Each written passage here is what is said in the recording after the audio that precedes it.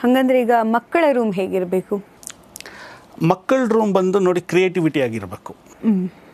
ಮಕ್ಕಳ ರೂಮ್ ಏನಂತಂದರೆ ಅವರು ಸ್ವಲ್ಪ ಅವರು ಬುದ್ಧಿವಂತರಾಗಿ ಅವ್ರಿಗೊಂದು ಕ್ರಿಯೇಟಿವಿಟಿ ಬರೋ ಥರ ಇರಬೇಕಾಗತ್ತೆ. ಸೊ ನೋಡಿ ಮಕ್ಕಳ ರೂಮ್ ಬಂದ್ಬಿಟ್ಟು ಫಸ್ಟ್ ಪ್ರಿಫರೆನ್ಸ್ ಬಂದು ಈಗ ವೆಸ್ಟ್ ಅಂತ ಹೇಳ್ತಾರೆ.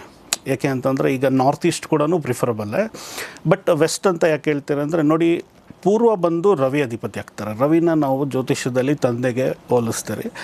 ಪಶ್ಚಿಮಕ್ಕೆ ಬಂದು ಶನಿ ಬಂದು ಮಗ.